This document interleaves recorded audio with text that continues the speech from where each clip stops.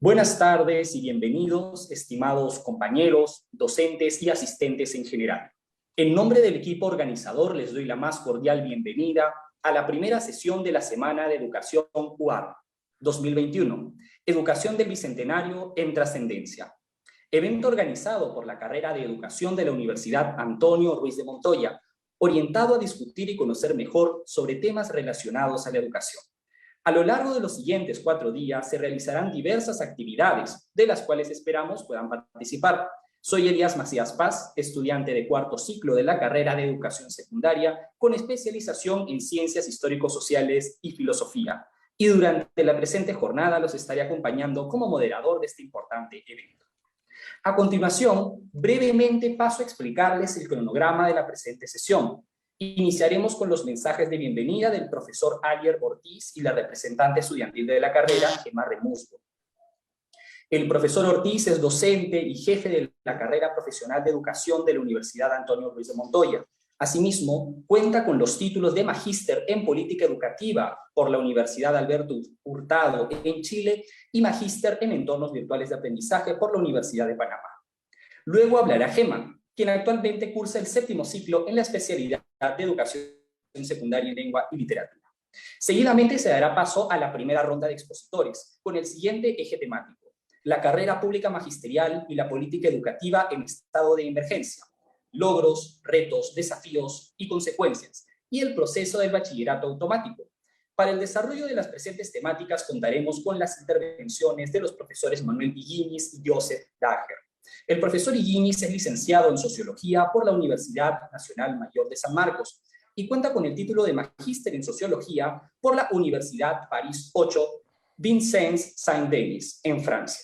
Ha desempeñado diferentes cargos en el Ministerio de Educación, entre los cuales se destaca el de viceministro.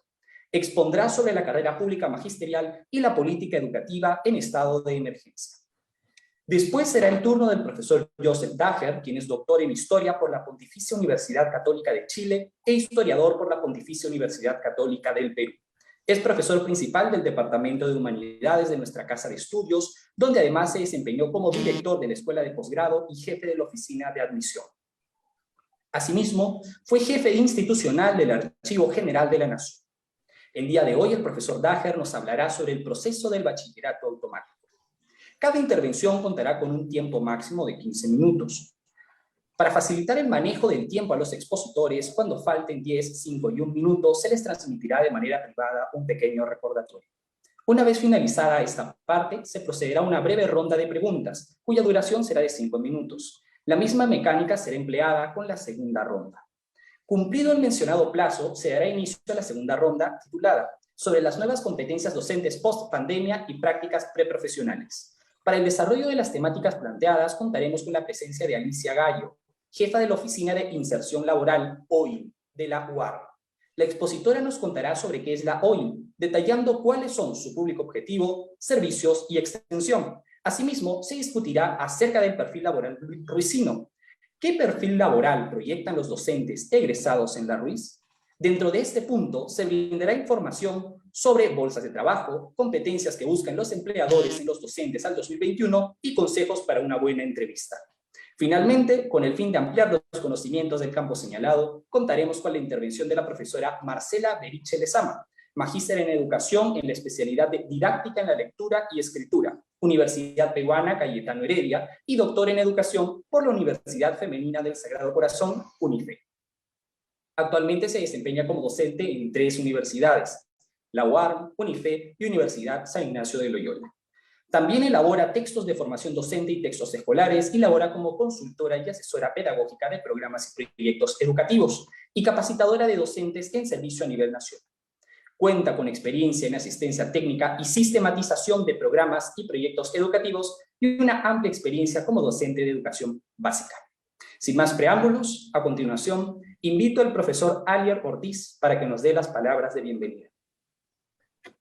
Gracias, Elías. Muy buenas tardes con todos los presentes, ponentes que nos acompañan el día de hoy, estudiantes de la carrera de Educación de nuestra universidad y estudiantes de otras carreras y de otras universidades, docentes y público en general que nos acompaña el día de hoy.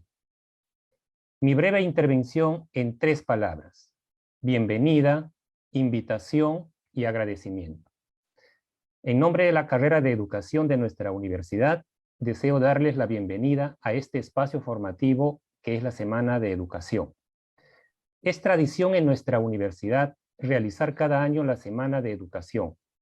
Antes tenía el nombre de Diálogos Pedagógicos, en la que se reflexiona sobre la educación vinculada a los intereses de los estudiantes.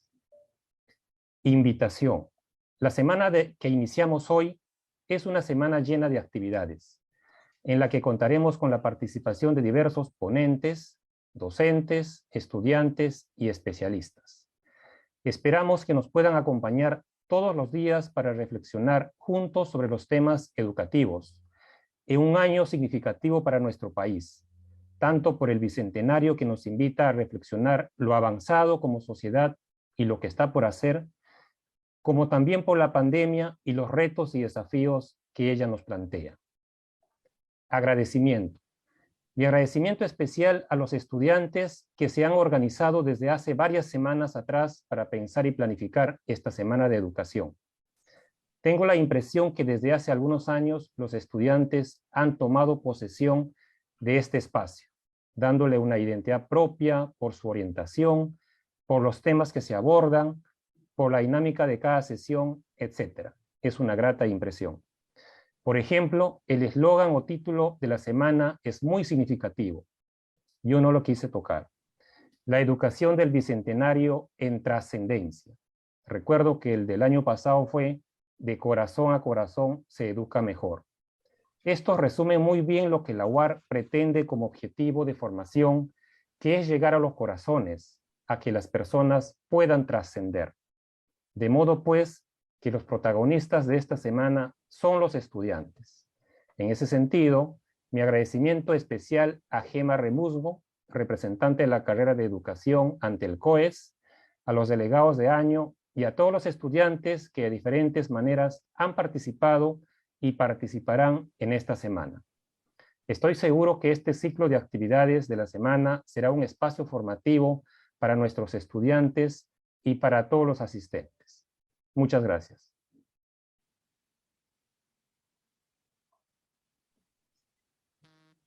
Muchas gracias, Alier.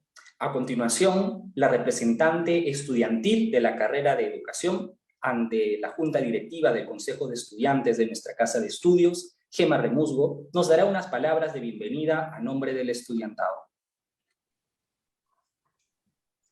Okay. Gracias, Elías.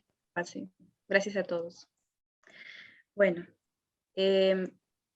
estimados docentes, estudiantes ruicinos y público en general que nos acompaña en esta ocasión, queremos desde la representación darles la bienvenida a esta edición de la Semana de la Educación que, como mencionó Alier, se titula La educación del bicentenario en trascendencia. Utilizando justamente las palabras de Ana de Mendoza, representante de UNICEF en Perú, decimos desde la delegatura que este evento, así como la palabra que lo antesala, bicentenario, debe ser uno de los términos más pronunciados o escritos en los últimos meses en Perú. Sin embargo, lo interesante de esta mención es que tiene, además de un carácter conmemorativo, un alto contenido esperanzador, siendo estos aspectos parte de nuestra motivación durante la organización de este evento. El objetivo de la Semana de Educación es crear un diálogo participativo entre panelistas, estudiantes y demás participantes para analizar la problemática educativa en contexto de emergencia con miras al gradual retorno presencial. Sin más que decir, agradezco una vez más a la comunidad ruicina, a los docentes y a los compañeros que nos acompañarán con sus ponencias durante toda la semana.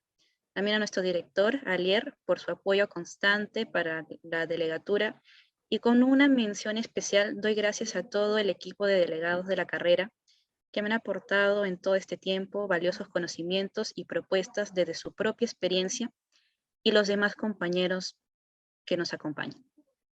Desde mi cargo de representante y también como estudiante del plantel ruicino virtual, doy inaugurada entonces el inicio de esta Semana de Educación, cuya primera temática, como mencionó también Elías, es el Seminario Interactivo sobre el Bachillerato Automático y la Inserción Laboral en Educación. Buenas tardes con todos Espero encarecidamente que lo disfruten. Muchas gracias. Muchas gracias a ti, Gema. Ya culminadas las palabras de bienvenida, damos inicio a la primera ronda de la presente sesión, la carrera pública magisterial y la política educativa en estado de emergencia, logros, retos, desafíos y consecuencias, y el proceso de bachillerato automático. Para el desarrollo de la primera temática planteada, invito como primer orador al profesor Manuel Illinis a prender su micrófono y cámara y a realizar su exposición por un tiempo de 15 minutos. Adelante, profesor. Muy buenas tardes y quiero agradecer sobre todo a los delegados estudiantiles y ayer también, y señalar un enfoque de la exposición que es responsabilidad mía, pero que en parte me provocó Gema Remusgo cuando en la conversación me habló ella de este título general vinculado al bicentenario, a la educación en trascendencia. Y en consecuencia yo seguí esa flecha del título y pensé más en el significado del bicentenario para el desarrollo profesional docente, para el desafío docente que hoy día en la emergencia estamos enfrentando. Plantearé estos elementos y señalaré los grandes desafíos para quizás las preguntas que se quieran hacer. Pero hago esta aclaración que, como digo, bueno, es producto de la conversación, pero responsabilidad estrictamente mía, esta adecuación de mi tema. Mi primer punto es que el bicentenario es una oportunidad privilegiada para una rendición de cuentas. La historia yo leí hace mucho tiempo, un distinguido educador que ya no recuerdo el nombre. La historia es una rendición de cuentas que nosotros hacemos. Y en este momento nosotros estamos en una fase que desde el punto de vista de ustedes, sobre todo los estudiantes, es quizá la fase donde se han hecho ciudadanos, que son los últimos 20 años, donde hemos tenido el periodo histórico de mayor duración de vigencia del sufragio universal para la alternancia en el gobierno. Sabemos que ha habido algunos accidentillos, pero son 20 años de alternancia en el gobierno producto del sufragio. Voy a retomar esto después. Y esto lo llamamos la transición democrática y que aportó elementos que han durado, con problemas, pero han durado. Una es la idea de los acuerdos de política que duren más allá que los gobiernos, producto del fracaso histórico de unas reformas educativas. En la transición se afirmó esta idea de los acuerdos que se llamaban políticas de Estado y han quedado instituciones como el Acuerdo Nacional, cuya 12ª política es muy buena en materia educativa. Ahora son 34 políticas o políticas de Estado. Quedó la mesa de concertación, quedó los resultados de la CBR, que hizo propuestas de reforma institucional para que la educación no esté solita salvando al mundo, porque ninguna educación solita ha salvado al mundo, sino con otra reforma. Se aprobó el proyecto educativo nacional al 2021, ¿no? La educación que el Perú necesita es el año 2007. Sabemos, y ustedes lo han vivido, el agotamiento de muchas de estas reformas. La descentralización ha tenido problemas, digamos, recurrentes y hasta hoy día algunos hablan de inconclusa. La reforma política electoral no se concluyó y en consecuencia hoy día seguimos teniendo un debate y un retroceso según algunos analistas. El tema de la corrupción presidencial y sus entornos con las grandes empresas brasileñas, que tuvo una respuesta fundamental en la lucha anticorrupción, sobre todo por la Fiscalía y el apoyo de la prensa. Sin embargo, estos pactos, acuerdos, políticas de Estado han sido de débil carácter vinculante. Vinculante es obligatorio y no han sido obligatorios, ¿no? no se han asumido como obligatorios, porque cumplirlos era hacer reformas estructurales en la distribución de los recursos, de los ingresos, del poder en el país, y el peso del mercado sigue siendo dominante frente a la idea de los pactos y los acuerdos de largo plazo. En educación, nosotros tenemos una cierta lectura propia de esta, y podemos rendir cuentas con alguna lectura que yo quiero privilegiar, que es la del Proyecto Educativo Nacional al 2021. Este proyecto tiene un diagnóstico subvalorado, desconocido, ignorado en general, que nos habla de una función, una lectura crítica de la educación, pues la educación reproduce desigualdades e injusticias históricas que existen en la sociedad. La educación no es ese camino de salida a todos los males y a todos los problemas, no es esa revolución pacífica que nos va a ayudar a todos al ascenso social. La educación, tal como en su condición concreta que analiza el proyecto educativo, es un proceso social y cultural que reproduce desigualdades preexistentes. Y entonces no logró expandir con calidad. Y le llama eso un proceso de incumplimiento de la promesa republicana. Incumplimiento de la promesa republicana de una educación de calidad. Esa es una expresión sintética del balance crítico que tiene el proyecto educativo nacional. Es una educación desgajada del desarrollo y las necesidades de los peruanos. Y ahí hay un par de puntos claves, porque critica el que no hayamos tenido políticas educativas de largo plazo presididas por visiones de futuro, esperanzadoras, levantadas por estadistas y organizaciones políticas o sectores de poder dirigidas a transformarlo. Creo que esto es muy importante. Sinesio López creo que hablaba de clases dirigentes y clases dominantes. Y nosotros hemos tenido más clases dominantes que dirigentes.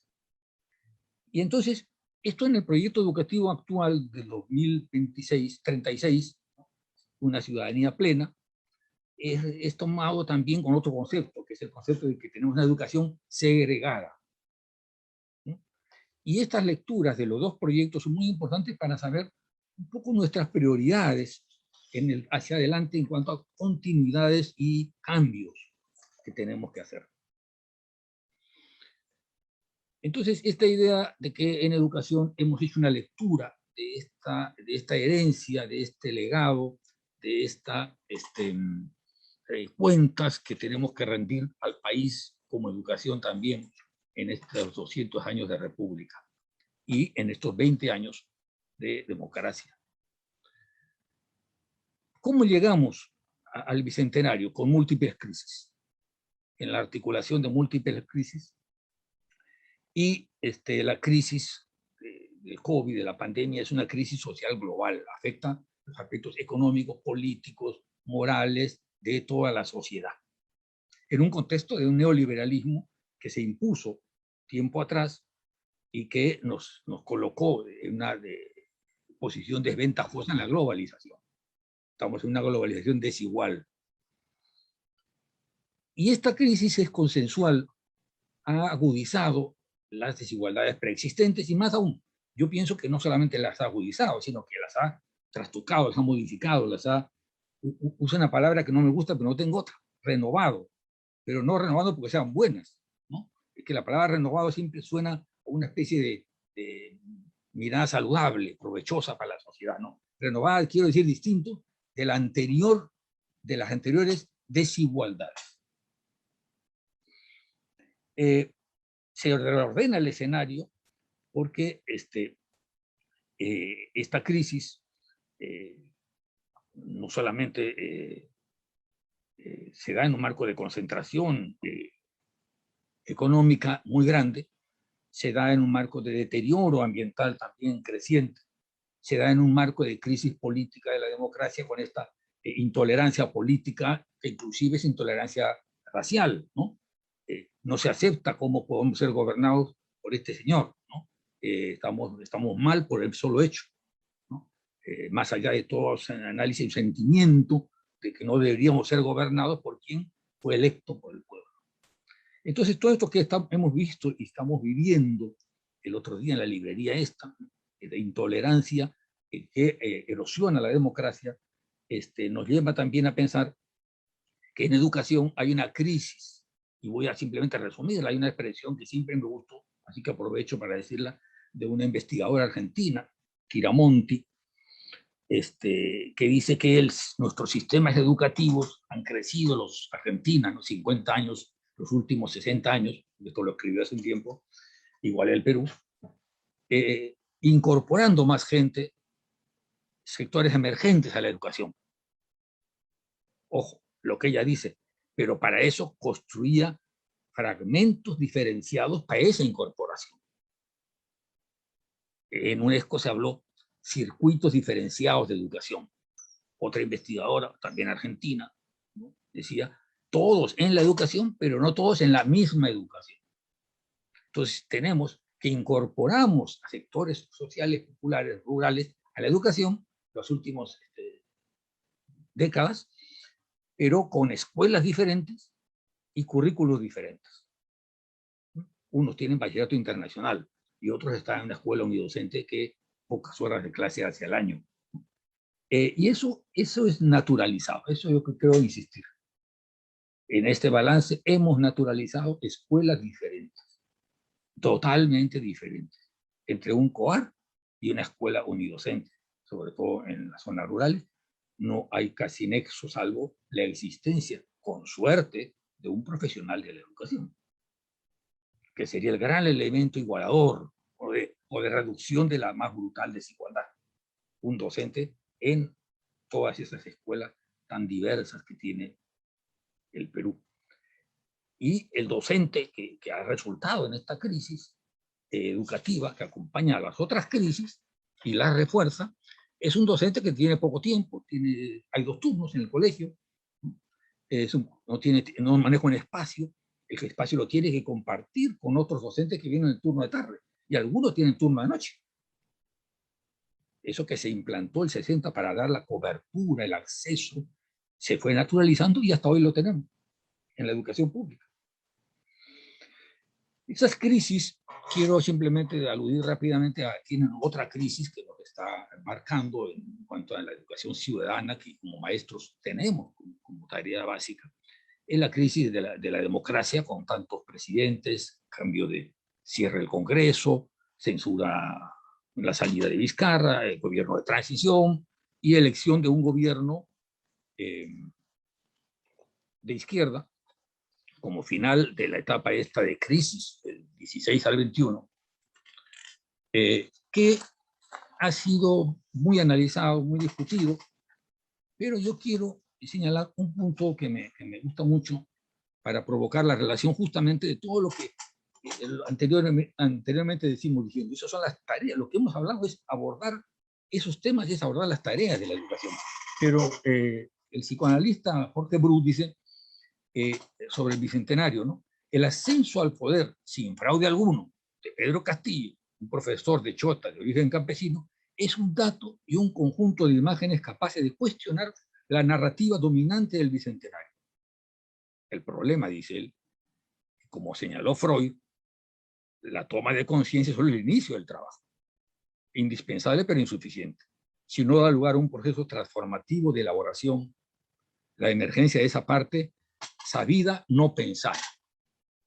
Este hecho de la negación de un hecho nuevo en la República, de un campesino elegido por sufragio universal, y estas reacciones, discursos racistas, como he señalado, clasistas, le llaman con razón algunos terruqueadores, que quieren cerrar la circulación de libros, y este tema de que contemporizan sectores mucho con la corrupción. Esta crisis política ha tenido un cauce de esta naturaleza que no es el cierre del proceso, ni el fin del proceso de construir una narrativa sobre el Bicentenario en la que estamos enmarcados los educadores.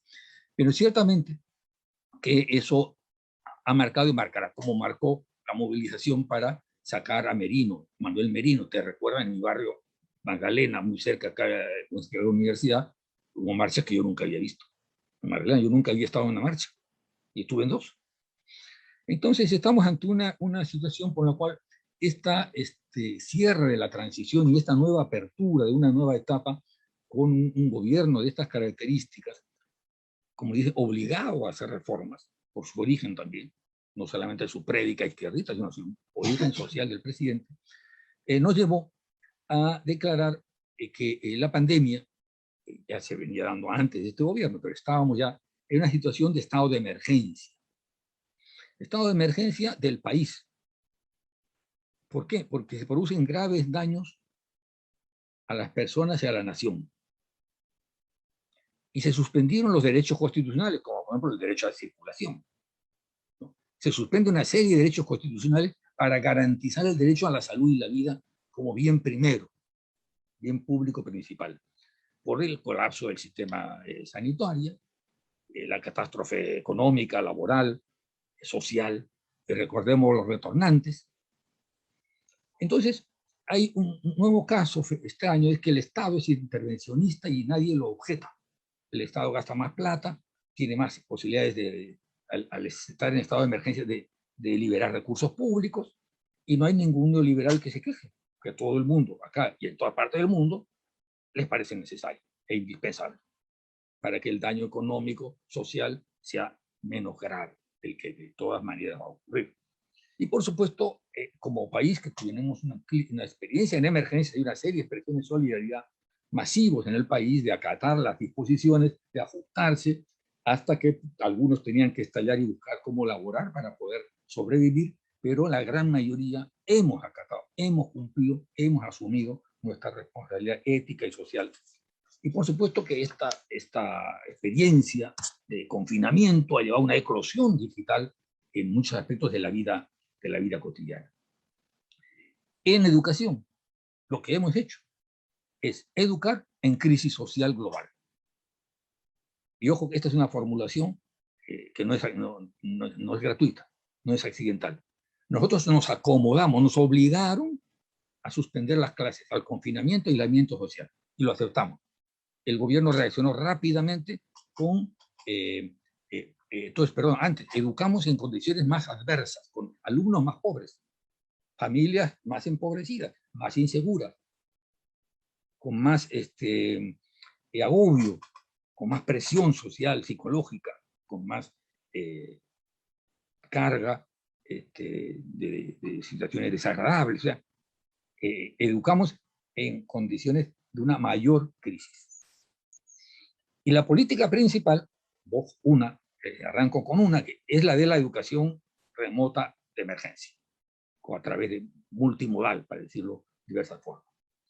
Entonces, el currículo nacional se mantiene, pero se enfatizan algunas competencias. Aquí es donde yo creo que esta metida de la educación en la emergencia lleva a esa selección de algunas competencias del currículum, pero se mantiene dentro de una educación que solamente ve lo escolarizado. Los ministerios no vio que estamos en el concepto de una educación a lo largo de la vida y hablamos de sociedad educadora. Alguna referencia a eso, ¿qué significa eso? En consecuencia, se dirigen a su público, los estudiantes, público importantísimo, indispensable, pero el ministerio debe dirigir también al público en general, a la población, como lo hace el ministro de Salud, como lo hace el presidente de la República. Entonces, hubo poca educación para la comprensión del fenómeno del COVID como tal, para la prevención, cuidado, formas de vida saludable, cambios en el comportamiento, formas de convivencia, que permitieran una relación de ese currículum con la vida de manera más clara, como lo voy a retomar si a alguien le interesa retomar el punto, pero que es la idea que Paulo Freire plantea, ¿no? Preguntar al estudiante sobre sus aprendizajes en su experiencia, donde ve problemas de violencia, de exclusión, que sean, y dialogan con los contenidos previstos. ¿Correcto? Eso es lo que él dice. La educación no es transmitir contenidos sobre determinados temas, que además se ha hecho poco, ¿no? Como ahorita lo voy a decir, sino es poner en contacto el aprendizaje previo, el aprendizaje vivencial, el aprendizaje experiencial, asistemático, según John Dewey, con el aprendizaje pautado, estructurado en el público. Ese es el diálogo que justamente Encinas nos proponía. Y ya ningún estudiante puede no aportar algo ya a ese proceso de enseñanza-aprendizaje.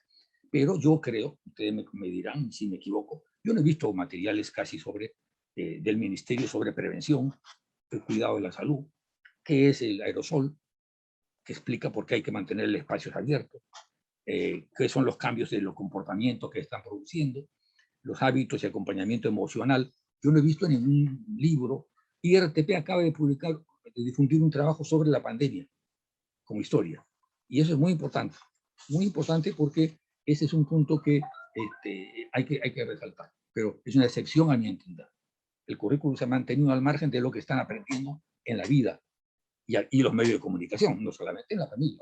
La segunda política de emergencia ha sido la de una revalorización muy tímida de la educación pública. Ejemplo, hacer la educación a distancia, que ha sido una proeza, educación a distancia, educación aprendo en casa, tratar de llegar lo más posible, tablets, comprar tarde, demoró, pero comprar un millón de tablets, pero también incluir a los alumnos que vienen del sector privado. El público tenía que responder, no puede decir sí o no, tiene que escoger, solamente responder.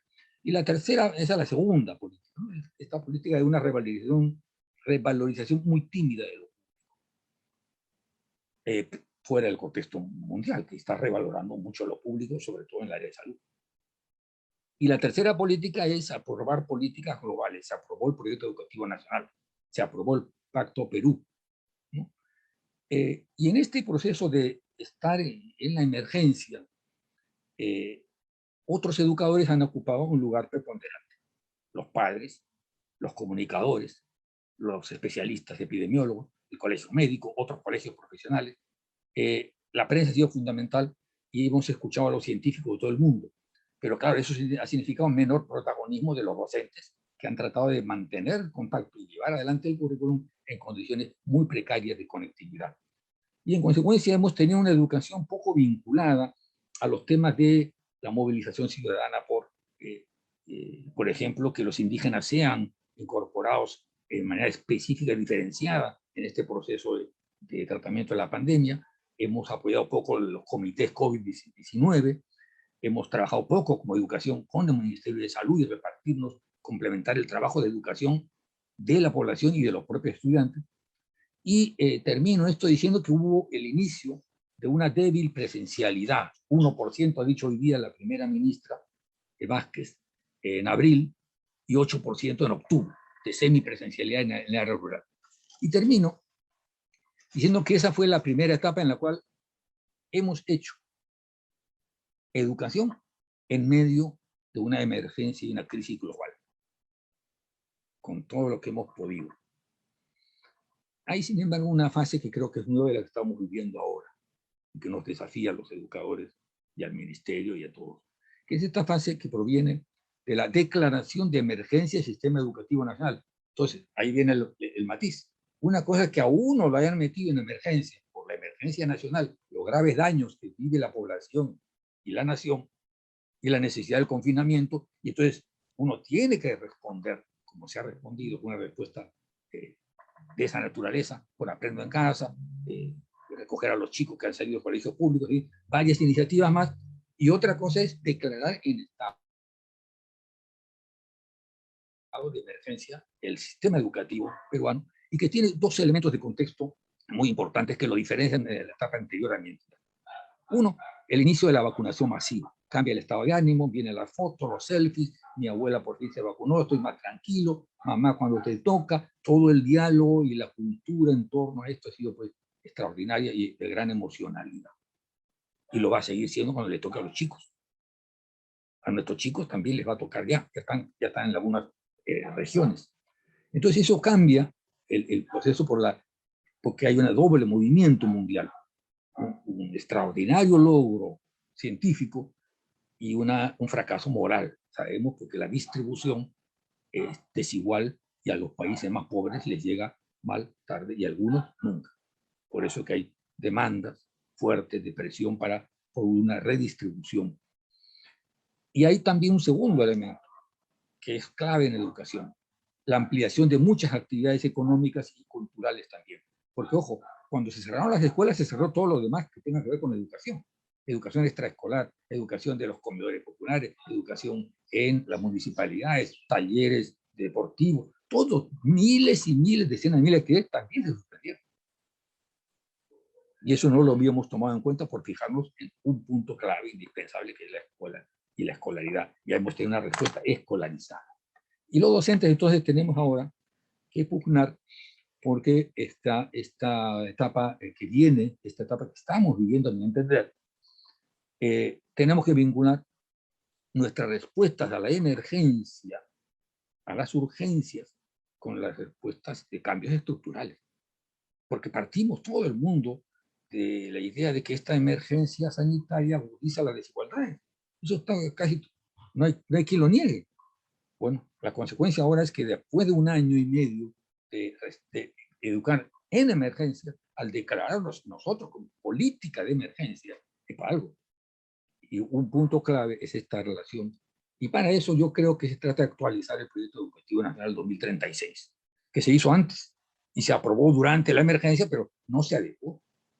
Entonces, ¿cómo ligamos la urgencia y el corto plazo si no lo vinculamos con que está ya iniciando en la urgencia y en el corto plazo la ejecución de políticas de largo plazo? Si no, nunca habría. Como alguien dijo, yo creo que Keynes creo que dijo, en el largo plazo todos estaremos muertos. O sea, si el largo plazo no se construye en el corto plazo, es una entelequia vacía, ¿no? sin significado. Un siguiente punto, además de este, es el tema de la continuidad de la enseñanza remota de emergencia con una creciente presencialidad. Y los educadores no hemos defendido la presencialidad como algo indispensable. Inclusive en los primeros meses hubo alguna autoridad que dijo que en la distancia se puede ofrecer un servicio igual que presencial. Y no le dijimos que no, porque eso no quita que uno le ponga empeño a la educación remota. Pero tampoco puedes confundir la educación remota con la educación presencial. El derecho es a una educación escolar presencial como en la educación básica. Ese sería un segundo gran tema que tenemos delante los educadores, esa presencialidad de retorno a la vuelta a la presencialidad con modificaciones en lo pedagógico y en lo didáctico. La tercera es que hemos reconocido que una tendencia hoy día es a vincular más lo local con lo nacional y lo global. O sea, el drama emotivo, tenso, del proceso de vacunación personal, porque cada uno lo vacuna, ¿no? Está vinculado a un proceso global de la producción y la distribución de la vacuna. O sea, las dos cosas están íntimamente vinculadas. ¿Y eso qué tiene en medio? Un Estado que ha sido capaz de comprar vacunas. Demoró, pero las compró. Era el único que podía comprarlas. Hubo algunos ilusos del sector privado, en lugar de hacer lo que están haciendo ahora, empresas que están ahora colaborando con el plan público de vacunación, dijeron yo las compro, yo estoy haciendo gestiones. Eso era una cosa obviamente sin sentido. Solamente el Estado podría comprar no solamente la cantidad, sino correr el riesgo de comprar vacunas experimentales. Y las empresas decían, no, yo no le vendo a NAIDES, yo le vendo a los Estados. Y les digo, tú asume las consecuencias si esto trae problemas. Pero ¿qué han dicho los Estados? Asumo nomás. Eso solamente lo podía hacer el Estado. Entonces tenemos una relación mucho más clara entre lo local, la solución de los problemas locales, personales, locales, la política nacional y la globalización, con su ambigüedad de logro científico y de fracaso ético. El cuarto punto es el tema de retomar las funciones sociales de la educación. Profesor Iñiguez, disculpe, si podría finalizar su intervención en unos 2-3 minutos. Exactamente, perfecto, gracias, estoy finalizando. Esto de retomar las funciones sociales es muy importante, porque nos hemos reducido a cuáles son los logros de aprendizaje. Pero la educación tiene que ver con la democracia. Sí, por supuesto, obvio, como se le ocurre decir nada. Sí, pero no hemos estimulado procesos junto con los comités del COVID, desde las escuelas, desde las organizaciones de padres de familia, no hemos promovido procesos de democratización, sino muy limitadamente. Esta campaña de Resucita Perú, por ejemplo, tiene esa lógica. No está pensando en logro de aprendizaje, solamente está pensando en movilización ciudadana para enfrentar los grandes males. El tema entonces de las tareas sociales es un tema fundamental para nosotros. El siguiente punto es este anexo que ya lo he aludido entre el aprendizaje escolar y no escolar. He mencionado a Freire, ¿no? Pero es igual en SINAS, ya lo he dicho también. Ningún estudiante deja de aportar al proceso de una lección, dice, de preparar una lección. Esa relación entre lo escolar también se vincula al aprendizaje fuera de la escuela, en las redes, en los medios. ¿A quién escuchamos hoy día y no nos aburrimos? A los epidemiólogos. ¿Cuántas veces lo hemos escuchado? 4.000 veces. Y siempre estamos aprendiendo porque la ciencia estamos viviendo en vida activa, en sus contradicciones, etc. Y estamos aprendiendo ciencia en la práctica. Y para ir terminando, tenemos 2, 3 enunciados. Uno, esta ideología, este tema que he planteado de Freire, Encinas, aprendizajes diversos, es lo que llamamos una pedagogía del diálogo de saberes, que los docentes tenemos que hacer, no de transmitir, sino un diálogo de saberes con colocaciones diferentes. Eso nos lo pide el médico tan conocido, Elmer Huerta, que dice hay que educar sobre la vacuna a poblaciones diferenciadas. Y eso, él dice que el Ministerio de Salud haga una educación sobre eso. No dice educación porque ya no nos ven. Nos ven en la escuela nada más, no en la sociedad global. Y debemos nosotros también participar en la educación de la vacuna, porque como él dice, va a haber más oferta de vacuna que brazos disponibles, porque hay un porcentaje que no se han vacunado la segunda vacuna y otros que tienen temor de la vacuna. Y no estamos educando nosotros en eso. Y finalmente, el currículum que tenemos como desafío los educadores, se está hablando de un cambio curricular, vuelta a la materia, eso no es cualquier cosa, ¿no? Creo yo que ni es perfecto el currículum actual, ni debe dejar de ser evaluado, ¿no? Pero ahí tenemos un tema de un vacío que puede generarse. Y en consecuencia, y ahora sí termino, además del currículum, tenemos que nosotros tenemos que volver a una escuela presencial que queremos democratizar. No queremos volver a la escuela rutinaria dominante. Y eso espero que entonces como docentes tengamos ese paquete de desafíos. Bien, si sobre alguno de estos temas podemos volver, es efectivamente hasta ahí que llego yo en esta primera parte. Gracias. Muchas gracias a usted, profesor Iñiguez, por su exposición. Asimismo, les recuerdo a todos los asistentes que el chat ya se encuentra habilitado para ir escribiendo algunas preguntas que deseen que ya en la parte de diálogo los expositores las respondan. A continuación, invito al segundo orador de la presente ronda, al profesor Joseph Daher, a prender su micrófono y cámara y realizar su exposición por un tiempo de 15 minutos. Profesor Daher, adelante. Muy buenas tardes con todos. Muchas gracias por la invitación. Por supuesto a Alier, a Gema y a Elías. Quiero empezar diciendo que estoy muy contento de acompañarlos. No sé si ustedes van a estar muy contentos de lo que yo les voy a decir, pero yo estoy muy contento de acompañarlos en esta que es mi universidad.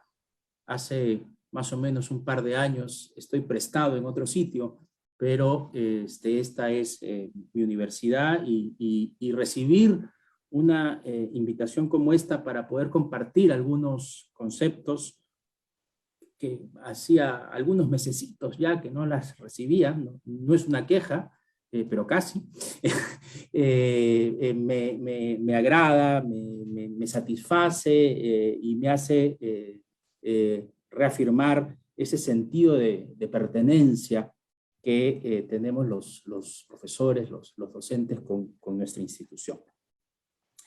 Me han pedido hablar sobre el bachillerato automático, pero antes de hablar del bachillerato automático, yo quisiera hablar un poco pensando también en el bicentenario, pensando en la trascendencia, en esto que mencionaba también Manuel sobre las promesas incumplidas. Ya Basadre hablaba de la promesa de la vida peruana, que la independencia, que la república nos había traído algunos ideales, por ejemplo el de la ciudadanía, y que después de algunos años, 150, cuando lo dijo Basadre, seguían sin cumplirse, ¿no? Y 200 años después, probablemente hay muchos de estos ideales que estamos construyendo, que quizá estamos construyendo mejor que antes, pero que todavía no logramos cumplir del todo. Y en ese sentido, yo quisiera recordar que hace pocos años, nada más, hace 6, 7 años, se promulgó la actual ley universitaria. Quisiera recordar que la actual ley universitaria, que es perfectible, que no voy a defender yo aquí para nada, porque creo que se puede mejorar en muchos aspectos, tiene sin embargo un espíritu que creo que sí debemos defender. Y este espíritu tiene que ver con la implementación de condiciones básicas de calidad. El Estado peruano, como que había renunciado a su rol rector, a su rol regulador respecto de la educación superior universitaria, porque no se había planteado condiciones básicas de calidad para la educación universitaria. Claro, había universidades que sí se lo planteaban y había universidades que sí daban una formación buena. Habían universidades que en uso de su autonomía tenían las cosas más o menos claras o muy, muy claras, y bueno, había otras que no lo hacían.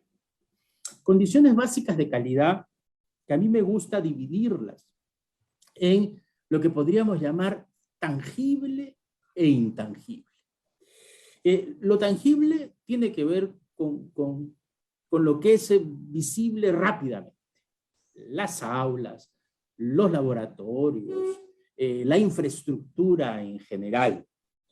Eso tangible que se vio pues, en muchas partes, que en el 2014, en el 2015, en el 2016, existían universidades que funcionaban en garajes, que funcionaban en segundo piso, que funcionaban en el segundo piso de un chifa, que prácticamente no tenían condiciones digamos, mínimas para el aforo dentro de las aulas, algunas que funcionaban con una fachada, ¿no es cierto?, que aparentaban tener más pisos de lo que en realidad tenían, y que es una metáfora muy linda, ¿no?, muy linda de lo que era esa universidad, de lo que probablemente era el sistema universitario.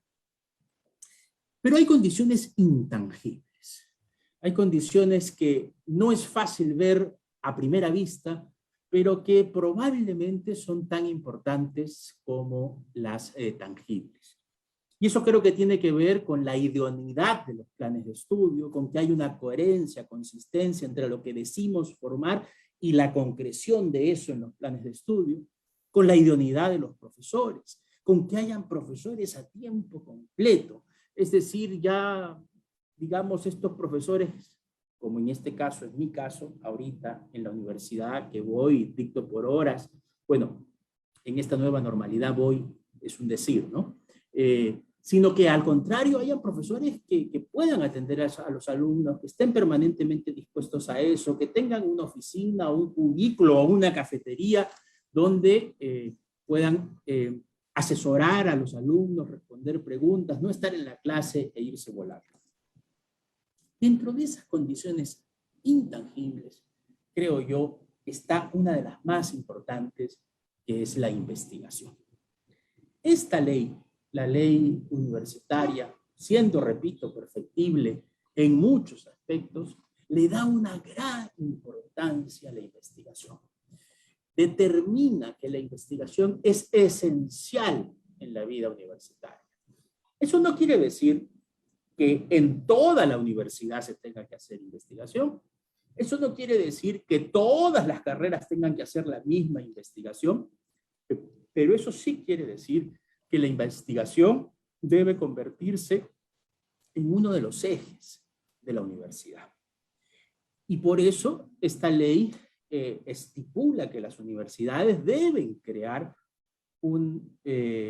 una área dedicada a promover la investigación, puede ser a nivel de vicerrectorado, puede ser a nivel de dirección general.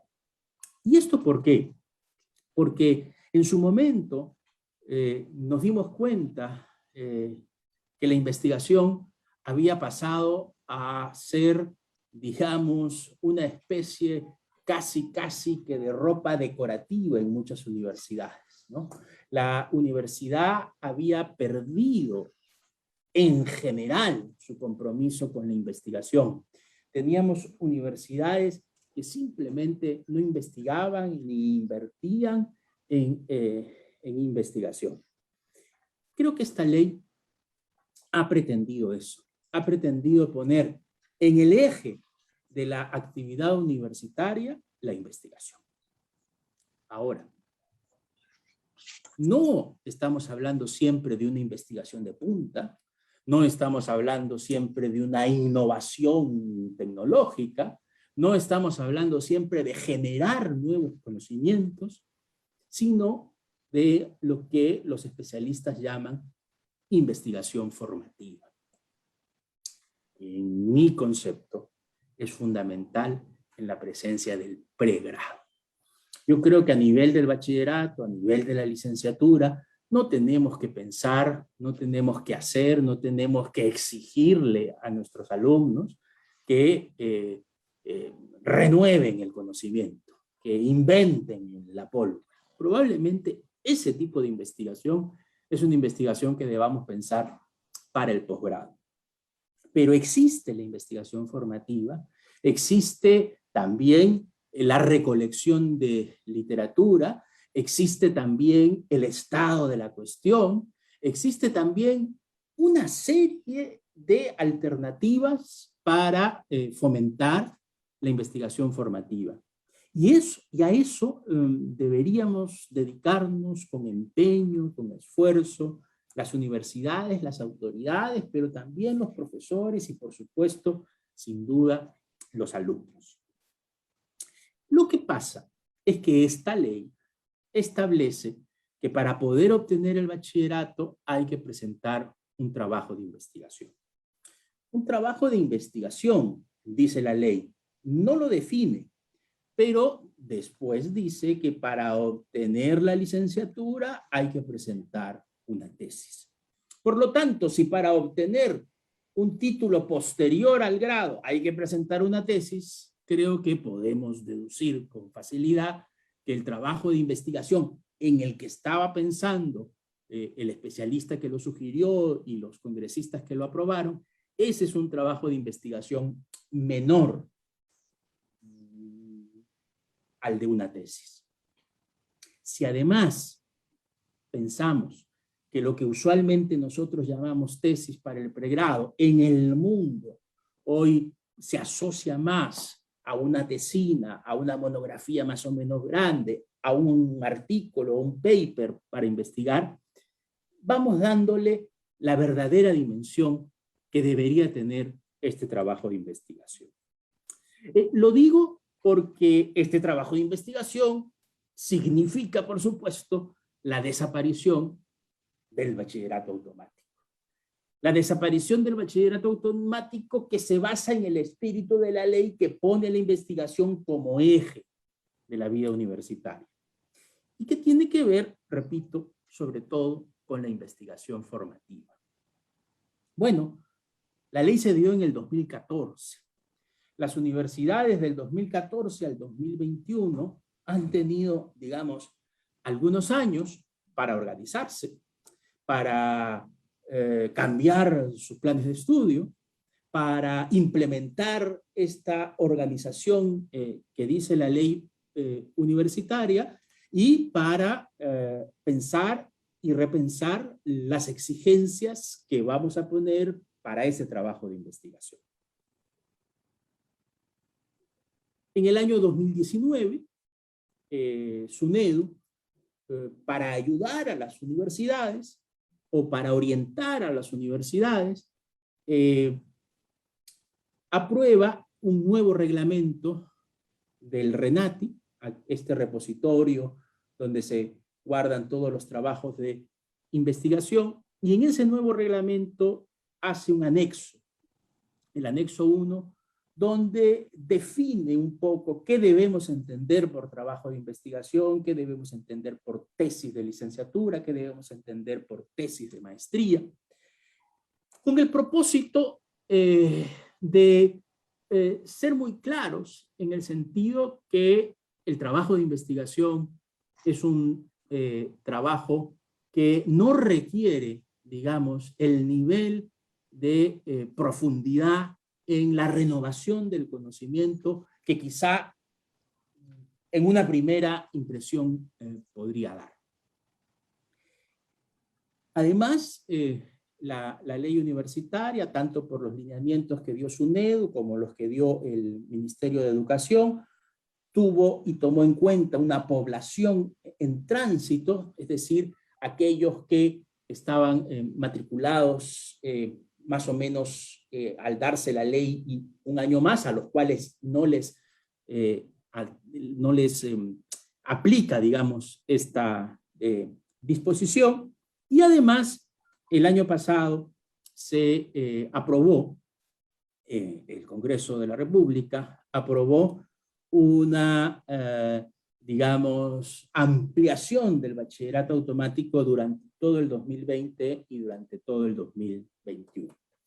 Es decir, esto que existe desde el 2014, que las universidades se han ido adecuando, cambiando sus planes de estudios de acuerdo a las exigencias que tenían, este reglamento que define más o menos lo que debería ser un trabajo de investigación, el tema de la población en tránsito a la que no se le aplica y finalmente la ampliación del bachillerato automático en el 2020 y en el 2021.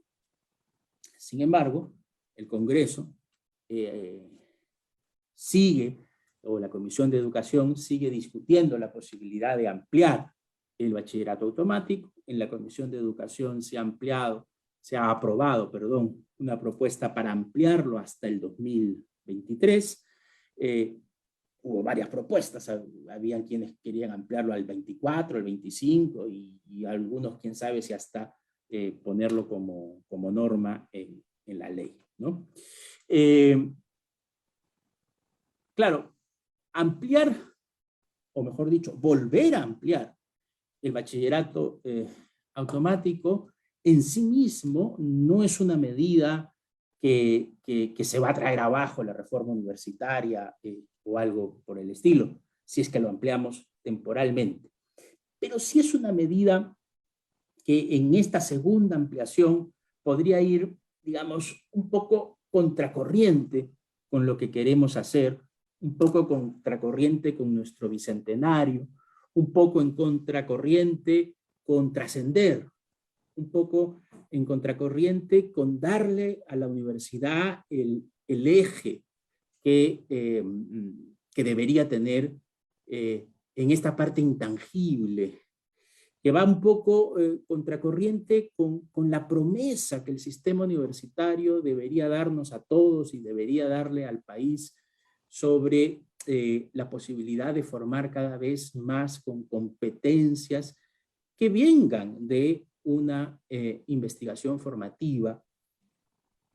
Y quizá lo que las universidades deberían estar dispuestas a hacer es, aquellas que no lo han hecho, por supuesto, sea adecuar efectivamente sus reglamentos para tomar en cuenta estas orientaciones que en algún momento se dieron y en base a su autonomía, digamos, no exigir una especie de tesis de posgrado a lo que debe ser un trabajo de investigación para el pregrado.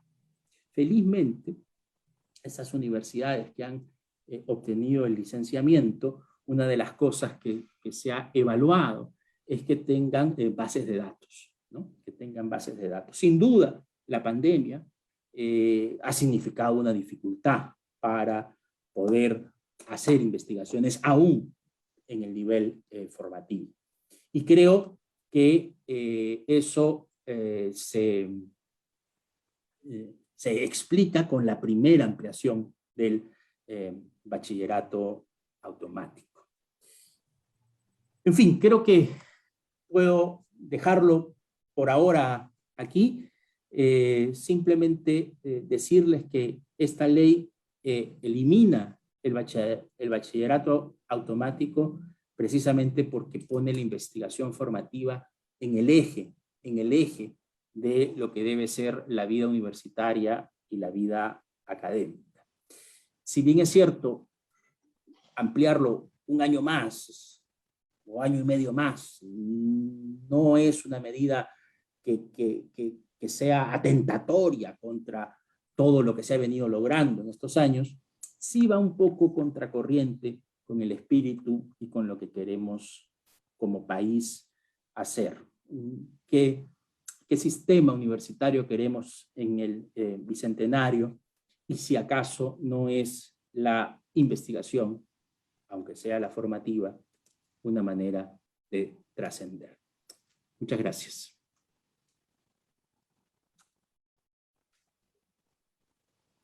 Muchas gracias a usted, profesor Dager. Con su exposición finalizan las intervenciones de los oradores de la primera ronda. A continuación, tendremos un espacio para que los expositores respondan las preguntas de los asistentes. El tiempo destinado para esta parte es de unos 5 minutos. Les pedimos, por favor, a nuestros distinguidos expositores responder a las interrogantes planteadas tomando en consideración el lapso estipulado.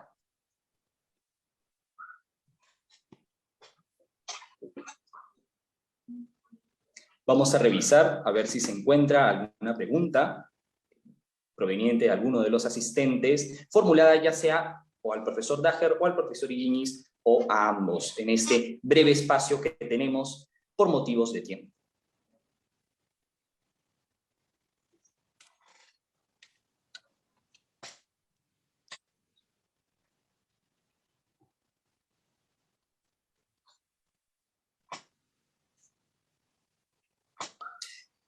En todo caso, me gustaría hacerle una breve pregunta a ambos expositores acerca justamente de esta idea de trascendencia que ha mencionado, por ejemplo, el profesor Dager explícitamente e implícitamente el profesor Illiñis.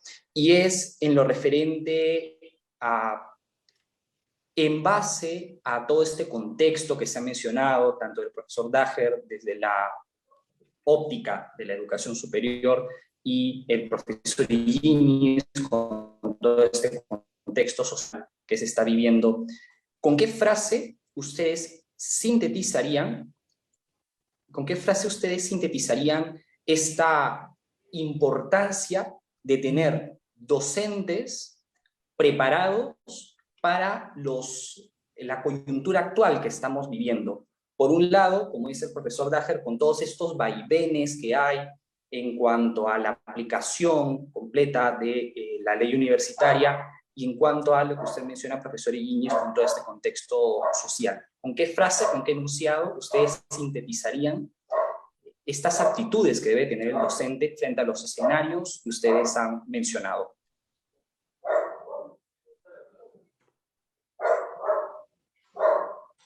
Bien, no sé si seguimos el orden, me tocaría, pero además de que yo espero, además, yo sé que yo no había invadido con ningún crimen en la parte histórica, porque tú justamente conoces más historia que yo, pero yo hacía referencia a eso porque sin un diagnóstico de base, no necesariamente acabado, no es posible definir políticas de futuro, y todo diagnóstico está pensando siempre en educación en el futuro, como toda la educación siempre piensa en el futuro.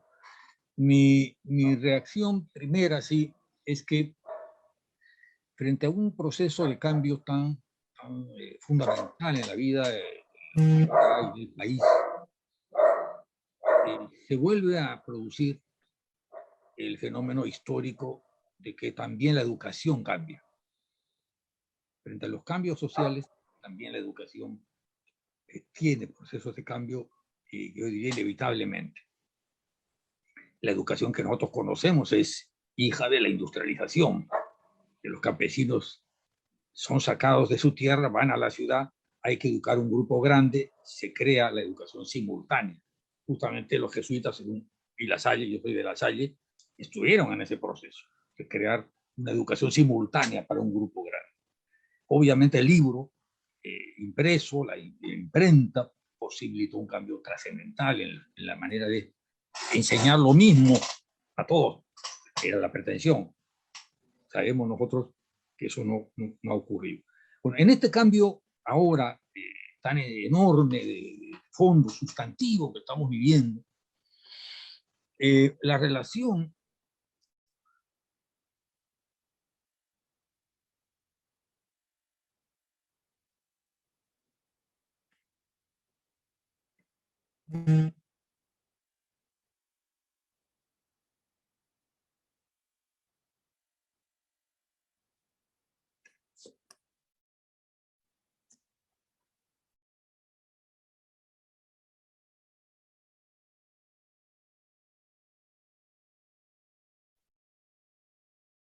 Elías, se congeló la imagen de Manuel. Profesor Daher, en todo caso, para pasar con usted, mientras el profesor Iñi resuelve sus dudas, ¿en qué frase sintetizaría las aptitudes que debe tener el docente, por ejemplo, en lo referente a lo que usted ha mencionado, la producción de investigación? Y también para que a la par responda una pregunta que se ha hecho en el chat, que aquí la tengo justamente, que la comparte la compañera Esmeralda Ramírez. Para el profesor Daher, ¿los estudiantes que terminan en 2022 realizarán o presentarán las tesis para el bachiller? A ver, para contestar, digamos, directamente primero la pregunta, insistir que lo que se tiene que presentar para bachiller no es tesis, sino es trabajo de investigación. El trabajo de investigación es una investigación, pero no tiene, digamos, el nivel de la tesis, ¿no? Incluso el trabajo de investigación podría ser una parte de lo que después sería la tesis. Podría ser la revisión de la literatura, podría ser el capítulo 1, podría ser la parte más cuantitativa, en fin, dependiendo de cada caso en específico y dependiendo de la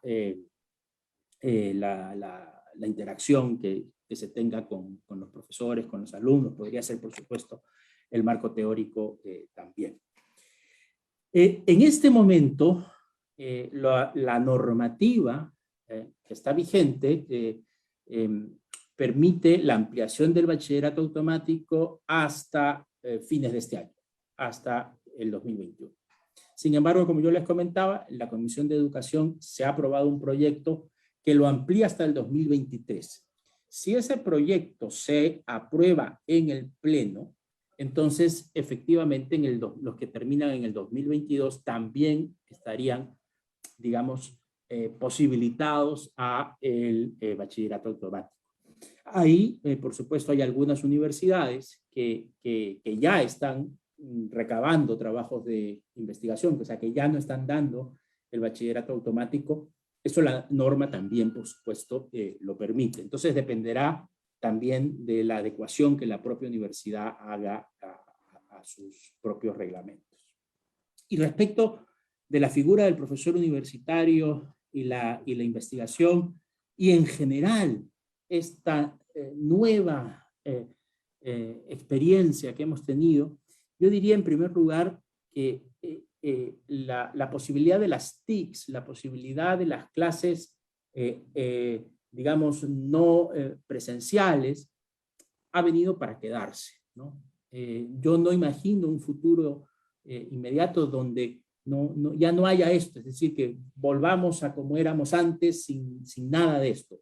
No me lo imagino, pero sí considero fundamental que volvamos lo más pronto posible, tanto en educación básica como en educación universitaria, a la interacción presencial entre profesores y alumnos. Quizás una posibilidad sea una educación híbrida, mixta, pero creo que es fundamental volver a la presencialidad. Pero yo, tratando de resumir un poco, yo diría que los profesores universitarios con esta nueva experiencia cada vez tenemos que ser más empáticos y con mayor capacidad de escucha y por supuesto de orientación. Pero yo creo que la escucha, el ponerse en el zapato del otro, sobre todo de esta experiencia tan difícil de la que estamos saliendo, ojalá que estemos saliendo, creo que los profesores universitarios tenemos que aprender de eso. Muchas gracias, profesor Daher, muchas gracias, profesor Higuiñiz. Ojalá pueda regresar y tal vez continuar con su exposición al final ya de esta sesión, para no dilatar más el tiempo. Por ello, justamente, les agradezco a ambos asistentes por sus ponencias y también a los compañeros por sus preguntas. A continuación, sin más preámbulos, damos inicio a la segunda ronda, titulada sobre las nuevas competencias docentes post-pandemia y prácticas preprofesionales. Para el desarrollo de las temáticas planteadas, invito como primera oradora a Alicia Gallo, prender su micrófono y cámara y realizar su exposición por un tiempo de 15 minutos. Alicia, adelante. Muchas gracias, Elías. Muchas gracias a todos, estudiantes, alumnos, docentes de la UARM. Un gusto estar con ustedes aquí. Voy a compartir una pequeña PPT que he preparado para ustedes. No sé si la pueden ver ya. ¿Me confirman si la pueden ver? Sí, se ve, Alicia. Ok, gracias, muchas gracias. Bien, justamente también escuchando lo que nos comentaban Joseph hace unos minutos acerca de cómo es que ahora el profesional docente debe un poquito afinar o ajustar su perfil profesional luego de haber o de estar ya viviendo esta pandemia mundial. Y es importante rescatar algo que justamente se ha visto y que muchos profesionales en el ámbito de la educación han reconocido, ¿no? Básicamente están llamados a desarrollar el aspecto humano, espiritual, intelectual y práctico de los alumnos, ayudarlos a ser mejores personas con clara idea de su origen, de su propósito, cuál es el destino, qué es lo que quieren lograr en esta vida. Es importante formarlos en las virtudes humanas que los prepara para afrontar crisis como las que hemos vivido y obviamente que opten o que se orienten por ir por el mejor camino. Es un reto importante que todos los docentes, que de hecho es algo que ustedes han venido desarrollando o se ha venido desarrollando ya en el ejercicio docente de antes, pero que esta situación con esta emergencia sanitaria en la que nos ha recluido todos y la enseñanza y el aprendizaje no paró nunca y que se ha tenido que reformular, pues nos puso a nosotros en una sección de reflexión, ¿no? De ver cómo es que ahora deberíamos potenciar nuestro perfil docente. Entonces, es importante, es un desafío, ¿no? A futuro, que de hecho ya hemos venido, o se ha venido trabajando desde el año, inicios del 2020, en la actualidad, varios criterios, pero que de aquí en ahora y en adelante se deberían establecer como parte de ejes importantes en el desarrollo del perfil docente, puesto que son campos que se van a trabajar. La parte emocional, ¿no? El control y la gestión de tus propias emociones. Esta situación nos ha puesto a todos al límite. Y no solamente a ti como docente, sino también a aquel estudiante que está hacia el otro lado de la pantalla y sus propias familias.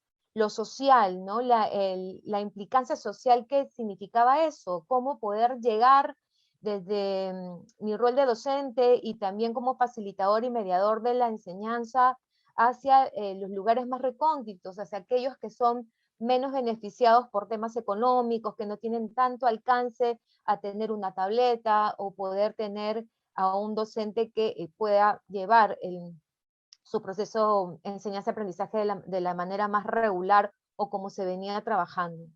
Y la familia también. Esta ha sido la oportunidad para que las puertas de las casas, de las familias de nuestros estudiantes se abrieran y los conociéramos un poco más.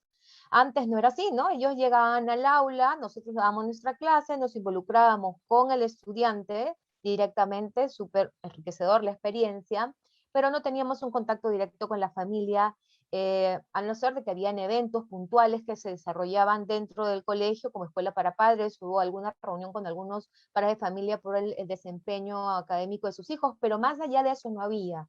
Sin embargo, a raíz de la pandemia se han abierto estas puertas y se han establecido lazos de trabajo colaborativo y de cooperación entre los docentes con los padres de familia, porque no hay también que descartar que el padre de familia ha tenido que asumir un rol importante en el desarrollo del proceso de aprendizaje de sus hijos, ¿no? Que ha sido un reto difícil para todos aquellos que tenemos hijos en etapa escolar, en el que nos hemos tenido que involucrar y hemos sido capacitados por los docentes en los usos de TICs y una serie de herramientas virtuales, y también nos han orientado a trabajar temas emocionales y otros temas más durante todo este proceso de pandemia que aún seguimos viviendo. Y lo humano. Obviamente hemos podido evidenciar al ser humano, en principio hacer un reconocimiento de nuestras propias intereses, emociones, de nuestros propios objetivos de manera muy, muy real, muy a flor de piel, y hemos podido también rescatar y hemos justamente las mismas vivencias, pero en nuestros estudiantes y familiares. Todos somos seres humanos, hemos tenido que ser un poco a veces soporte de estas familias, de estos jóvenes que están pasando en momentos de incertidumbre, ansiedad y frustración, al igual que el rol que el docente, pero hemos tenido que gestionar emociones y tratar de ser lo más empáticos posibles con ellos, ponernos en sus zapatos y tratar de adecuar de pronto desde la metodología, el uso de recursos, hasta la consejería y la orientación de una manera más aterrizada, más humana. Entonces son 4 ejes importantes que se quedan establecidos y que pensamos que en el futuro se van a seguir fortaleciendo, y que hoy en día forma parte de aquellas pautas y puntos que debemos de desarrollar desde nuestro perfil como docentes. Un poco conversando con algunos empleadores, a raíz de los eventos que desde la Oficina de Inserción Laboral hemos realizado, como la Semana de la Empleabilidad, ellos han rescatado en los egresados de la UAR algunas características que se dirigen un poco más a la competencia blanda y no tanto a la competencia dura o técnica per se, como de hecho el manejo de metodologías o de los TICs, que también lo han resaltado, sino han resaltado ellos, ya han tomado nota de básicamente justamente este perfil de sensibilidad social con orientación integradora que tienen los egresados de la RUIS, ¿no?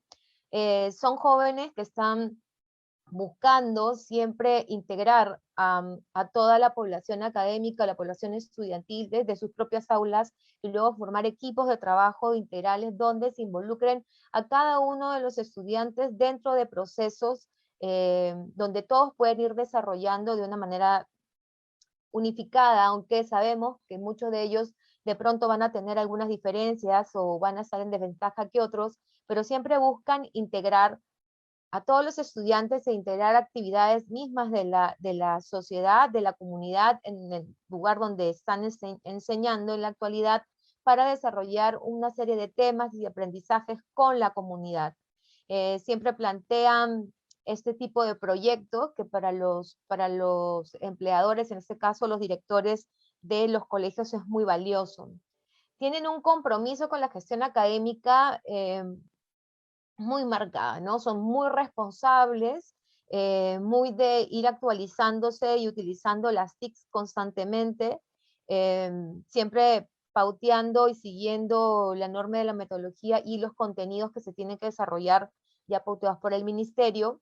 Se convierten y sienten que los egresados de la RUIS convierten mucho la adversidad en oportunidades de mejora de innovación. Esta situación de pandemia los ha ayudado a poder de pronto brillar como docentes, porque esta situación los ha llevado justamente, a desatado toda su capacidad creativa e innovación, ayudando a implementar los nuevos programas de aprendizaje, utilizar nuevas metodologías, siempre están investigando, buscando nuevos recursos que implementar dentro de las propias escuelas, y obviamente también participando en la capacitación de los docentes. Y obviamente esta actitud o esta mirada que tienen hacia las situaciones que se les van presentando, van también haciendo notar su capacidad de liderazgo que tienen tanto dentro de los equipos académicos como los docentes, los directores, coordinadores académicos, como también van empoderando a sus propios estudiantes para que ellos puedan ir desarrollando información, contenido, para que puedan participar mucho más en los equipos de investigación, desarrollando más su capacidad de análisis, desarrollando más el pensamiento crítico de los estudiantes. Para estos empleadores con los que hemos conversado en procesos anteriores, han sido muy puntuales en describirnos todas estas 4 características que les voy mencionando de manera mucho más descriptiva, pero que valoran del perfil del egresado de la UAR. Entonces, hay que tomar esto como algo importante, que si ustedes lo tienen dentro de su perfil ya establecido, consideran si ahorita pueden hacer un match, hacer un checklist de eso y dar check a cuáles son aquellas cosas que te caracterizan, pues genial, hay que mantenerlas, hay que fortalecerlas, pero si aún crees que son puntos o criterios que deberías un poco fomentar, fortalecer, pues hay que tomar cartas en el asunto y comenzar a potenciarlos. ¿Cuáles son las competencias profesionales en educación post-pandemia? Hemos revisado, particularmente yo he revisado muchas convocatorias laborales en el ámbito de la educación, básicamente el perfil docente como tal, y pueden ver 2 características de competencia. Las competencias tecnológicas les exigen ahora manejar, bueno, obviamente el Google con toda su plataforma académica, educativa, y manejos de otro tipo de plataformas que les permiten a ustedes poder hacer evaluación in situ, en línea, en el momento real, en tiempo real de sus alumnos, a través del Quizzes, Nearper, Woodwall, Padlet y otras actividades. Como no hay esa actividad en presencial, ¿no? En el aula donde tenemos esta lluvia de preguntas, ¿no?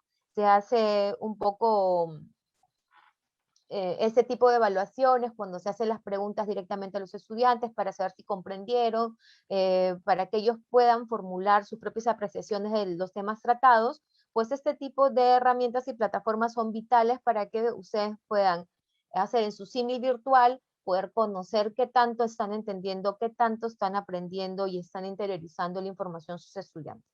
Obviamente los manejos de plataformas como las que tenemos en ese momento, el Zoom, el Team, el Meet, WhatsApp se ha vuelto ahora una herramienta importante para la comunicación, no tanto, sí, es cierto, desde el punto de vista académico también con los docentes, aunque la comunicación debería ser un poco más formal, pero sí también para el trabajo y la comunicación con los equipos académicos, es decir, con los otros docentes, con los directivos de las instituciones educativas. Y también algo que nos llamó mucho la atención, pero es un requerimiento que se están haciendo en las escuelas, es la edición de videos virtuales. Todos los que trabajan en la docencia, ahora se trabaja a través del Zoom, pero en el ámbito académico, educativo de sector escolar, muchos no se trabajan de manera sincrónica, sino que se hacen videos académicos, institucionales, perdón, donde se va dando pauta de algunos temas y que luego se cargan y los jóvenes tienen, o los alumnos, perdón, tienen que descargarlo y luego ver en casa. Son importantes esos videos. Entonces ahora necesita los colegios que tengan la capacidad de poder editar esos videos virtuales, ¿no?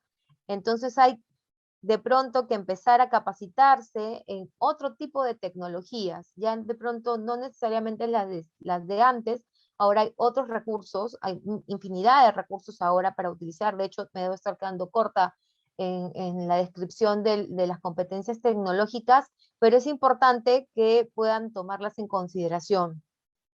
Lo que sí hemos visto que ha crecido en comparación a los procesos antes de la pandemia, es que ahora están súper marcadas e importantes la capacidad de la resiliencia, la gestión de emociones, la empatía y la capacidad de escucha. Y es un poco, más o menos esto va reafirmando lo que en la primera parte de la exposición nos comentó el docente Joseph, ¿no? Primero que el docente ha tenido que fortalecer, crecer y desarrollar más su capacidad de resiliencia. Esta situación los ha puesto al límite en su capacidad de adaptación y de poder encontrar las herramientas y los caminos necesarios para poderse adaptar de la mejor forma a esta nueva realidad en la que se les iba a exigir más del 100%, donde se iba a poner un poco también en evaluación su capacidad como docente y como profesional. La gestión de emociones para nosotros ha sido importantísimo, esta situación de poder desarrollar y gestionar nuestras emociones, de controlarlas. Todos hemos pasado por ese proceso de sentir ansiedad, angustia, frustración de no saber qué va a pasar, de saber que nuestra vida peligra, que la vida de nuestros seres más cercanos y amados también peligran, y la vida de nuestros propios estudiantes y su familia. Poder gestionar nuestras propias emociones para ayudar a los demás a gestionarlas es súper importante y súper valorado en la actualidad, así como la empatía y la capacidad de escucha. Justamente este tipo de competencia blanda se relaciona con estos ejes que les comenté inicialmente, que tiene que ver con las emociones y con la parte humana, cómo es que nosotros ahora y cómo el docente, si bien es cierto, siempre ha tenido este contacto y se ha relacionado con sus estudiantes, con sus alumnos de manera muy directa y muchas veces personal, porque los ha ayudado a salir de algunas problemáticas personales, ahora se ha vuelto muchísimo más importante y relevante. Poder tener la capacidad de ponerse en los zapatos del otro y de poder escuchar.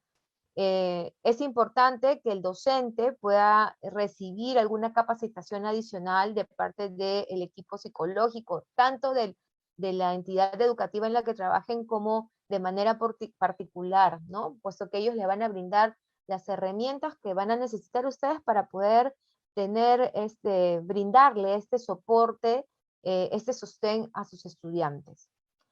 Obviamente la planificación y la organización son competencias per se que vienen dentro del perfil profesional de un docente.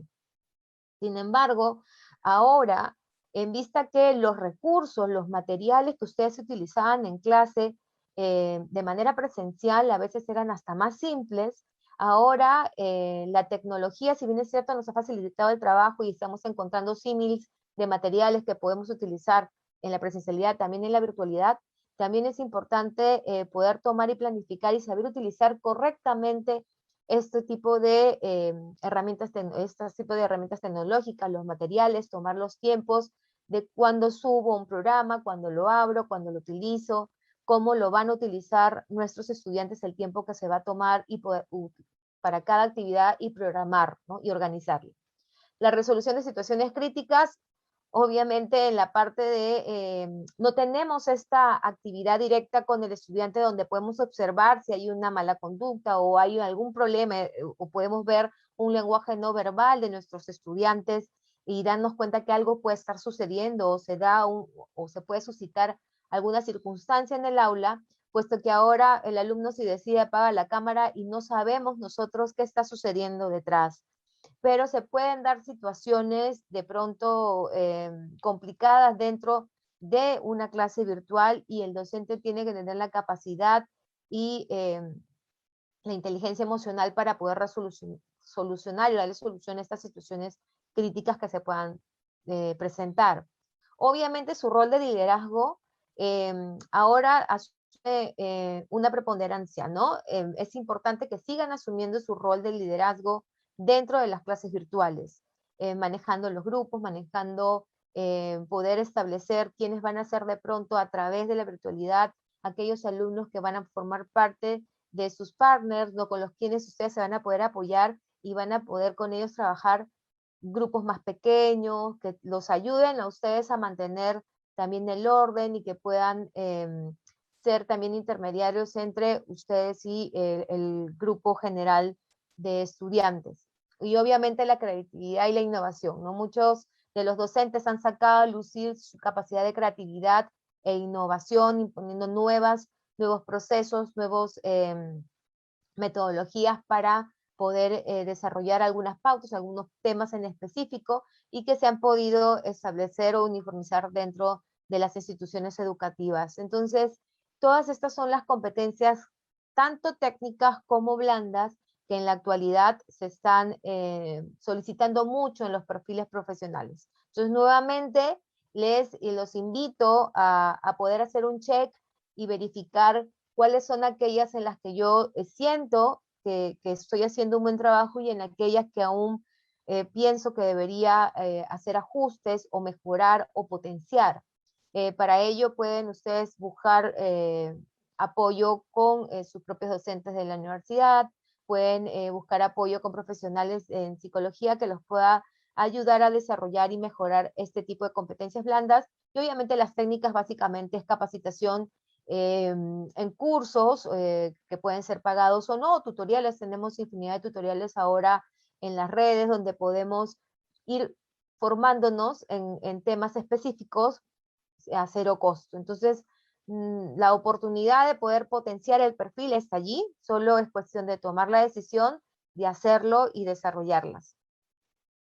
Bien, otro punto importante que nos solicitaron es poderles dar algunos tips acerca de entrevistas laborales. Alicia, discúlpame, Sí. no sé si podría 3 minutos más para finalizar, Claro, porque no te también preocupes. hay preguntas para también resolverlas. Claro que sí, claro que sí. Ya estamos terminando. Muchísimas gracias, Alicia. Ok, de nada, Miguel, gracias.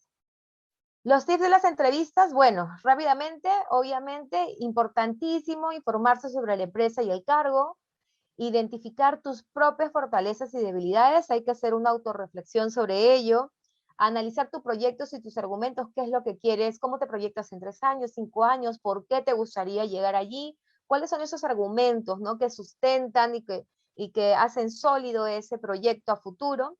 Prepara tus preguntas, ¿qué te gustaría preguntarle al consultor, al empleador que te está entrevistando? Sobre el sueldo, sobre el puesto, sobre las oportunidades de desarrollo profesional, capacitaciones, beneficios, ¿qué le quieres preguntar? Obviamente ser optimista y tener confianza en ti mismo, pero esa confianza en ti mismo te la va a dar la preparación previa que tengas para la entrevista y obviamente los conocimientos que tú ya tengas adquiridos y las experiencias vividas también en el ámbito laboral y personal.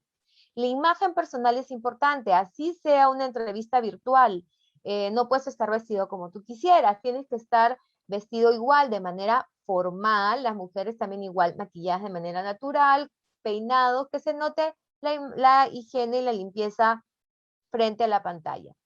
Organizar tus tiempos y tu puntualidad, tienes que estar ya conectado 5 minutos antes de la entrevista, organizar tus tiempos también previos antes de tu conexión, informar a tus familiares que tendrás una entrevista laboral para que evites interrupciones, ¿no?, o ruidos de pronto, ubicarte en un lugar también tranquilo, con buena iluminación, revisar previamente tu conexión a internet, ¿ok? Chequear que estén todo funcionando perfectamente con tu internet y obviamente cuidar tu lenguaje no verbal. Acuérdate que ahora, como la entrevista laboral es a través de este medio, pues el lenguaje no verbal ha tomado una relativa importancia porque lo que estamos viendo es solamente tu rostro y nos vamos a enfocar mucho en tus gestos. Entonces, es importante tener mucho cuidado con lo que transmitimos sin palabras. Es importante que puedas conversar con otras personas y que ellos te hagan simulaciones de preguntas laborales y que puedas tú, ellos te pueden dar un feedback de si es que los convences, si no los convences con tu lenguaje no verbal. Y finalmente, les indico aquí cuáles son las bolsas de trabajo más importantes en nuestro medio. Obviamente Boomerang es una de las principales, Laborum, Aptitude, Computrabajo y LinkedIn son las bolsas de empleo, los espacios donde van a encontrar oportunidades laborales desde mandos operativos o en temas netamente académicos como docentes, pero también van a encontrar posiciones más relacionadas a gestión y ya no desde la posición del docente, sino como el profesional en educación que puede generar proyectos, puede asesorar para temas de licenciamientos, acreditaciones, gestionar también desarrollo de planes académicos, pero ya virtuales, no necesariamente presenciales, posiciones como trabajar en áreas de recursos humanos en campos de capacitación y desarrollo, desarrollando planes de capacitación para colaboradores, asesorando, son diferentes posiciones. Y también pueden ingresar a posiciones del Estado, como a la página del Ministerio de Educación o su bolsa de trabajo. así como a Empléate Perú, que es la bolsa de trabajo del Ministerio de Trabajo, donde van a encontrar plazas a nivel nacional. Les indico estas dos porque sé que muchos de ustedes están ahorita conectados desde sus regiones y desean, en todo caso, al terminar el regresar a sus comunidades a poder generar cambios, transformarlos y trabajar por la educación de los niños y de los jóvenes de sus ciudades, de sus provincias, y eso es muy valioso y ahí vamos a encontrar oportunidades más a nivel nacional. Entonces, esto ha sido todo. Espero que haberles ayudado con esta información que les he podido brindar. Y bueno, y estoy abierta a las preguntas para poder atenderlas. Muchas gracias, Alicia, por tu intervención. A continuación, invito a la segunda oradora de la presente ronda, la profesora Marcela Beriche Lezama, a prender su micrófono y cámara y realizar su exposición por un tiempo de 15 minutos. Una vez finalizada dicha exposición, se procederá a una breve ronda de preguntas. Muy bien, muchas gracias. Buenas tardes, Alier. Muchas gracias por la invitación a Gema y a Elías. Bien, si me permiten, voy a compartir mi pantalla. También he preparado una pequeña presentación. Un momentito, por favor. Muy bien, y voy a poner mi cronómetro para no pasarme. Muy bien. ¿Me avisan si se puede ver, por favor? Sí, profesora. Muy bien, muchas gracias, Elías. Sí, cuando se me invitó, se me dijo que este tema tenía que tratar la práctica preprofesional y su contribución en la consolidación de las competencias del perfil de egreso en la educación superior. Me sonó como a una tesis, pero cuán cierto hay detrás de esto, y bueno, lo que quiero compartirles hoy día a ustedes es efectivamente cómo la práctica sí contribuye en muchos aspectos en el perfil de egreso de los estudiantes de educación, que es donde lo voy a enfocar. Muy bien, esta es nuestra universidad, la Universidad Antonio Ruiz de Montoya, y cuando encontré esta imagen me dio mucha nostalgia, porque recordé las muchas veces que ingresé, que estacioné mi auto, y definitivamente sí extraño el estar físicamente en la universidad con los estudiantes. Por eso lo quise poner. Ok, muy bien, fuera de ello, a ponernos alegres, porque lo que les quiero contar es que efectivamente nuestra universidad tiene, bueno, varias especialidades. Si ustedes entran a la página web, la cual está renovada, bueno, tenemos especialidades de educación inicial, educación primaria, educación inicial intercultural bilingüe, educación primaria intercultural bilingüe, educación secundaria en lengua y literatura y en filosofía y ciencias sociales. Entonces tenemos una gran variedad de especialidades y todos los estudiantes que están haciendo sus estudios para formarse como futuros profesionales de la educación tienen definitivamente que pasar, que llevar el curso de práctica preprofesional, pero no solamente llevarlo como parte teórica, sino también como parte práctica. Es decir, ir a las instituciones, a los centros de práctica, que puede ser una escuela, un aula, una institución que se aboca a la investigación, una ONG, una editorial.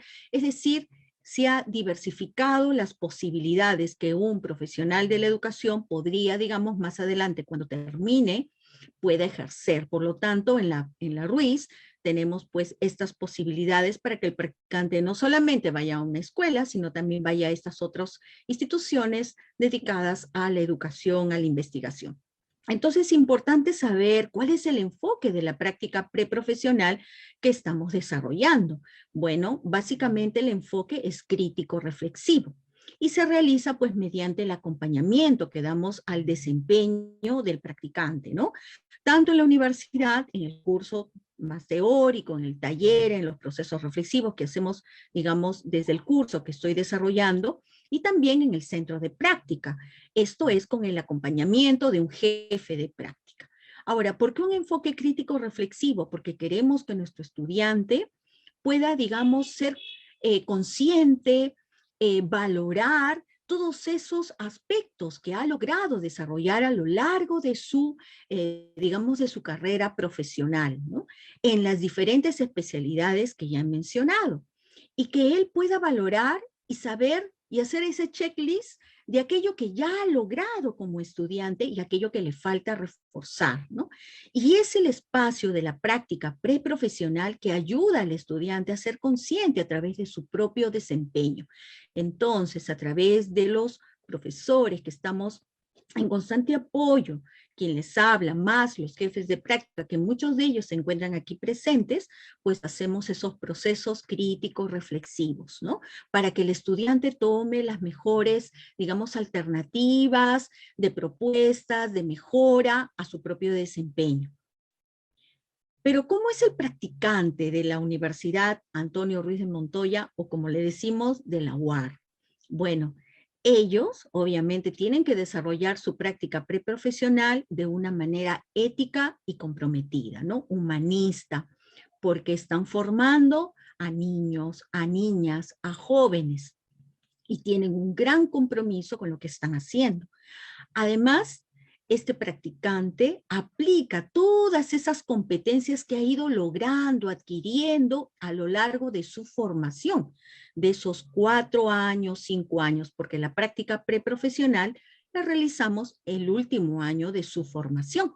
Entonces, este practicante pues tiene que diseñar y ejecutar todos los procesos propios de un docente, que son los procesos de planificación y evaluación curricular, ¿no?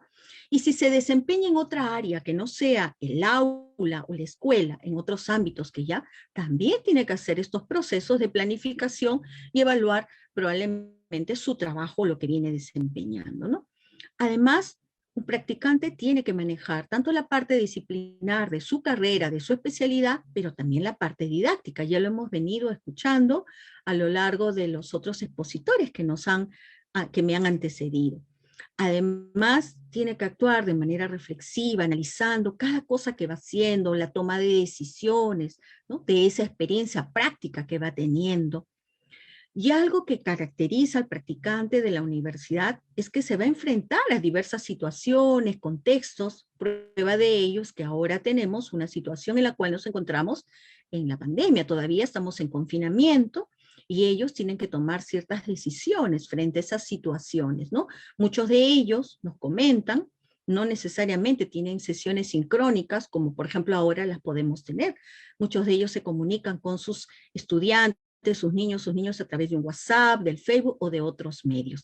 Entonces son situaciones que cada practicante pues está aprendiendo, está asumiendo y está buscando las mejores rutas o alternativas para poder superar esos obstáculos que se le puedan presentar, ¿no? Y otra cosa es trabajar con los pares, ¿no? Trabajar de manera colaborativa, colegiada, en los diferentes procesos educativos de planificación, ejecución y evaluación.